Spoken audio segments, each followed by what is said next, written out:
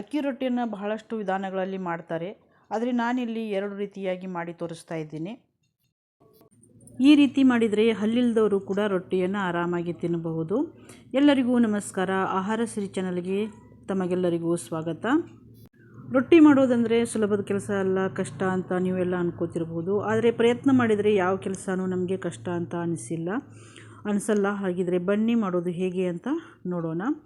ಇಲ್ಲಿ ನೋಡಿ, ನಾನು ಗ್ಯಾಸ್ ಮೇಲೆ 2 ಕಪ್ಪಷ್ಟು ನೀರು ಬಿಸಿ ಮಾಡಲಿಕ್ಕೆ ಇಟ್ಟಿದ್ದೀನಿ. ನೀರು ಬಿಸಿ ಆದಮೇಲೆ ಈ ಕಪ್ನಿಂದ 2 ಕಪ್ಪಷ್ಟು ಹಿಟ್ಟು ಇಲ್ಲಿ ಹಾಕ್ತಾ ಇದ್ದೀನಿ. ಇದು ಮನೆಯಲ್ಲಿನೇ ರೆಡಿ ಮಾಡಿರುವಂಥ ಅಕ್ಕಿ ಹಿಟ್ಟು.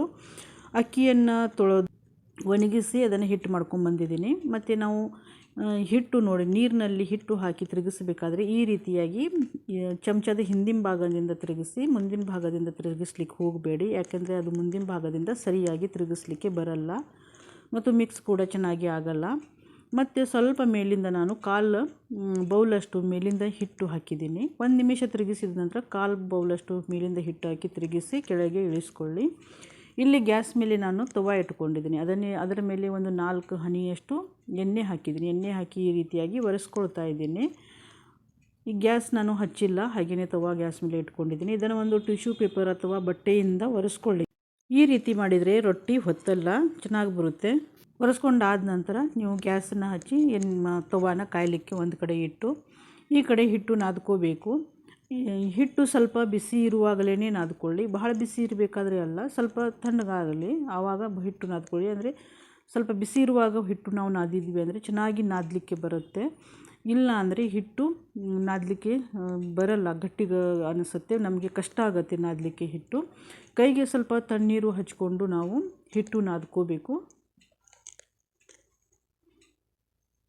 ನಾವು ಈ ರೊಟ್ಟಿ ಮಾಡಲಿಕ್ಕೆ ನಾವು ಹಿಟ್ಟು ಮಾತ್ರ ಚೆನ್ನಾಗಿ ನಾದ್ಕೋಬೇಕು. ಇಲ್ಲಿ ಹಿಟ್ಟು ಈ ರೀತಿ ನಾದ್ಕೊಂಡಿದ್ದೀನಿ ನಾನು. ಇವಾಗ ಇದರಿಂದ ಅರ್ಧ ಹಿಟ್ಟು ನಾನು ತಗೊಳ್ತಾ ಇದ್ದೀನಿ. ತಗೊಂಡು ನಮ್ಮ ಅಂಗೈಯಿಂದ ನಾವು ನೀರು ಹಚ್ಕೊಂಡು ಚೆನ್ನಾಗಿ ಈ ರೀತಿ ಹಿಟ್ಟು ನಾದ್ಕೋಬೇಕು. ಅಂದರೆ ನಾವು ರೊಟ್ಟಿ ಮಾಡಿದಾಗ ಸುತ್ತಲೆಲ್ಲ ಒಡೆದಿರುತ್ತೆ ನೋಡಿ, ಒಂಥರ ಬಿರುಕು ಬಿಟ್ಟಂಗೆ ಆಗುತ್ತೆ. ಆ ರೀತಿ ಎಲ್ಲ ಆಗಲ್ಲ. ನಾವು ಹಿಟ್ಟು ಈ ರೀತಿ ನಾದ್ಕೊಂಡ್ವಿ ಅಂದರೆ ಬಳೆ ಹಾಕ್ಕೊಂಡು ರೊಟ್ಟಿ ಮಾಡಲಿಕ್ಕೆ ಸರಿ ಆಗ್ತಾ ಇಲ್ಲ. ಹೀಗಾಗಿ ಒಂದು 4 ಬಳೆಯನ್ನು ತೆಗೆದಿಡ್ತೀನಿ. ಈಗ ಈ ರೀತಿಯಾಗಿ ಹಿಟ್ಟು ನಾದ್ಕೋಬೇಕು. ನಾನಿಲ್ಲಿ ರೊಟ್ಟಿ ಬಡದು ಮಾಡ್ತಾ ಇಲ್ಲ. ಇದು ಕೈ ಮೇಲಿನ ರೊಟ್ಟಿ ಮತ್ತು ನೀರು ಹಚ್ಚಿ ಮಾಡೋ ರೊಟ್ಟಿ ಅಂತ ಹೇಳ್ತಾರೆ ನೋಡಿ, ಆ ರೀತಿ ರೊಟ್ಟಿಯನ್ನು ನಾನಿಲ್ಲಿ ಮಾಡ್ತಾಯಿದ್ದೀನಿ.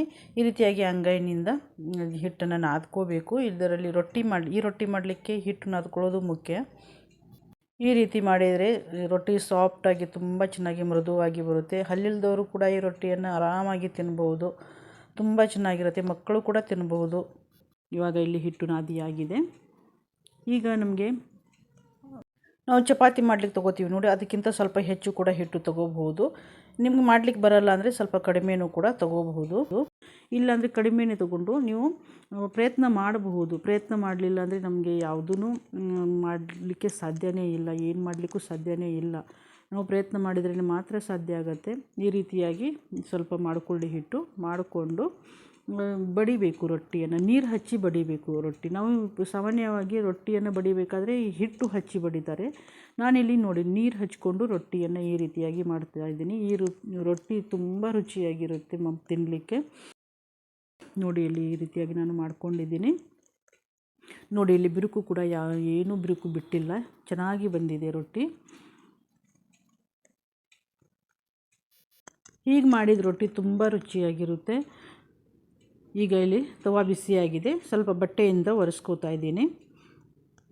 ಒರೆಸ್ಕೊಂಡು ಮೇಲಿನ ಭಾಗ ಏನಿದೆಯಲ್ಲ ಅದನ್ನು ಕೆಳಗಡೆ ಆಗಬೇಕು, ಕೆಳಗಡೆ ಭಾಗ ಮೇಲುಗಡೆ ಆಗಬೇಕು. ಆ ರೀತಿಯಾಗಿ ನಾವು ರೊಟ್ಟಿಯನ್ನು ತವಾ ಬಿಸಿ ಆದಮೇಲೆ ತವಾದಲ್ಲಿ ಹಾಕಬೇಕು.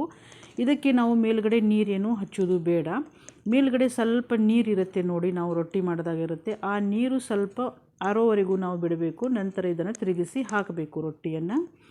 ತವಾ ಮೊದಲಿಗೆ ಬಿಸಿ ಮಾಡಿಕೊಂಡು ಗ್ಯಾಸ್ ಫ್ಲೇಮನ್ನು ಕಡಿಮೆ ಮಾಡಬೇಕು. ಆಮೇಲೆ ರೊಟ್ಟಿ ತಿರುಗಿಸಿ ಹಾಕಿದಾಗ ಗ್ಯಾಸ್ ಫ್ಲೇಮನ್ನು ಹೈ ಮಾಡಿಕೊಂಡು ರೊಟ್ಟಿಯನ್ನು ಬೇಯಿಸ್ಕೋಬೇಕು. ಈಗ ಇಲ್ಲಿ ನೋಡಿ ರೊಟ್ಟಿ ತುಂಬ ಚೆನ್ನಾಗಿ ಬರುತ್ತೆ ಮತ್ತು ಉಬ್ಬುತ್ತೆ ಕೂಡ. ರೊಟ್ಟಿ ಸಾಫ್ಟಾಗಿ ಕೂಡ ಆಗುತ್ತೆ. ಈಗ ಇಲ್ಲಿ ನೀರು ಹಚ್ಚಿ ಕೈ ಮೇಲೆ ಮಾಡಿದ ರೊಟ್ಟಿ ರೆಡಿಯಾಗಿದೆ. ಈಗ ಇನ್ನೊಂದು ರೀತಿಯಾಗಿ ನಾನು ನಿಮಗೆ ರೊಟ್ಟಿಯನ್ನು ಮಾಡೋದು ತೋರಿಸ್ತಾ ಇದ್ದೀನಿ. ಇದು ಮಾತ್ರ ತುಂಬ ಸುಲಭ ಮಾಡ್ಕೊಳ್ಳೋದು. ಅಂದರೆ ಇದು ಲಟ್ಟಿಸಿ ನಾನು ರೊಟ್ಟಿಯನ್ನು ಮಾಡ್ತಾಯಿದ್ದೀನಿ. ಇಲ್ಲಿ ಒಣ ಹಿಟ್ಟು ತಗೊಂಡು ನಾವು ರೊಟ್ಟಿಯನ್ನು ಲಟ್ಟಿಸಬೇಕು. ಈಗ ನೋಡಿ ಲಟ್ಟಣಿಗೆಯಿಂದ ನಾನು ಲಟ್ಟಿಸ್ತಾ ಇದ್ದೀನಿ. ಇಲ್ಲಿ ನಾನು ವಿಡಿಯೋ ಸ್ವಲ್ಪ ಫಾಸ್ಟ್ ಮಾಡಿದ್ದೀನಿ.